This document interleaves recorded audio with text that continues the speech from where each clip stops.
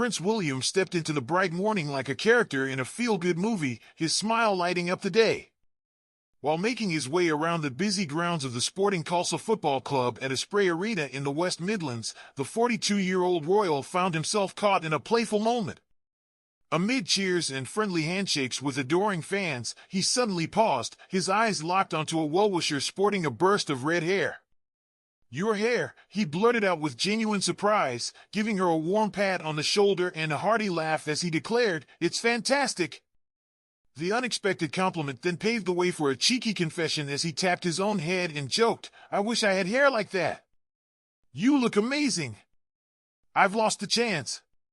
The fan's delighted smile was captured in a quick selfie and handshake that left everyone around with a feeling of shared joy. Was this the moment that made hearts skip a beat?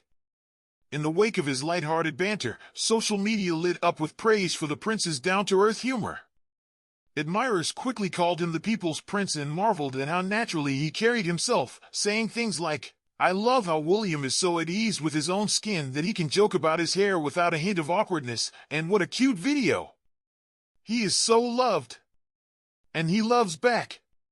While the internet buzzed with warm comments, behind those laughs lay a curious chapter of his past.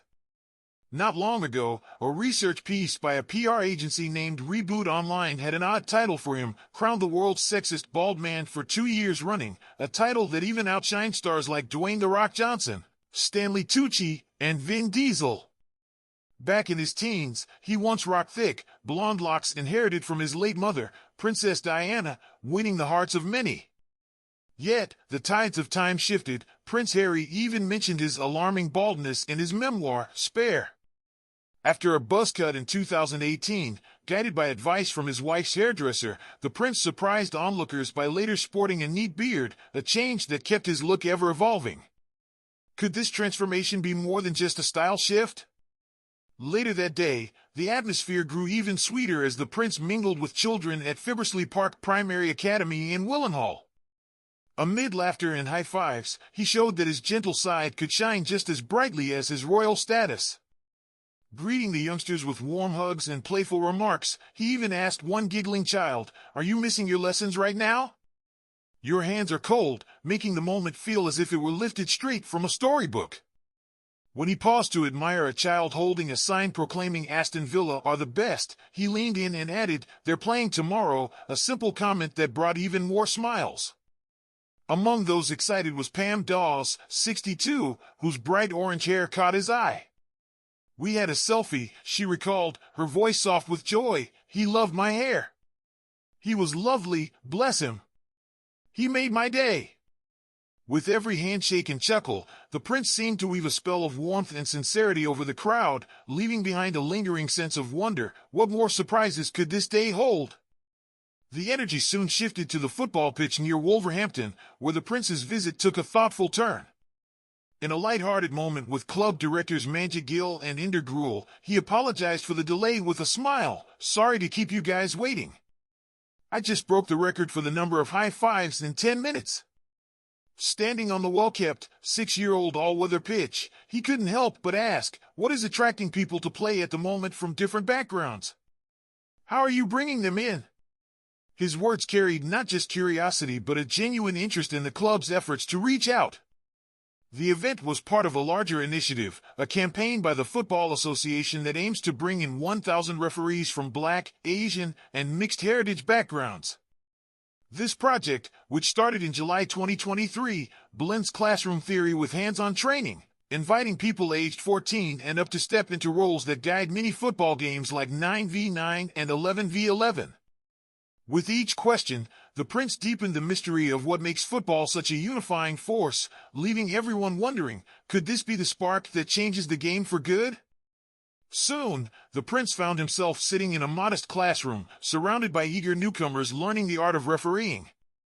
Video clips flashed on the screen as participants debated whether a particular play deserved a red card, a yellow, or no card at all. Standing with his red and yellow cards in hand, Prince William chuckled, "I'll follow the crowd," and then paused as 2 young girls offered their advice. "I think that it studs out. Straight leg. It's dangerous, because of the height of where it is, he added, nodding as if sealing a secret pact with the group. Their correct call was met with nods of approval, and a sense of triumph filled the room. The day's lessons then carried him to a football pitch where he learned about different whistle tones and flag signals. Under the gentle guidance of an instructor, he practiced sidestepping along the touchline and even took part in a mini-game to referee a match.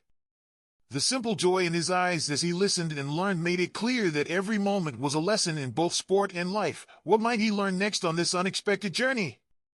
In a final round of heartfelt interactions, Prince William connected with Raj Randhawa, the FA's Equality, Diversity, and Inclusion Manager, and Levi Gray, a lieutenant in the British Army who also works as a professional referee.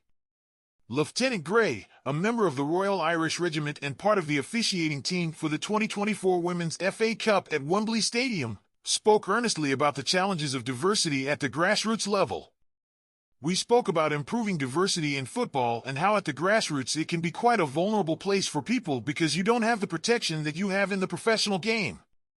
It's how communities like this are helping people, she said. Raj Randhawa added, for him to come and visit and take time out of his day to meet some of the participants starting their referee journey, it will live long in the memories for them, and for me as well. As the day wound down, every conversation and laugh painted a picture of a prince who was not just a royal figure but a genuine, caring human being, a story that leaves us wondering, what next chapter will unfold in this inspiring tale?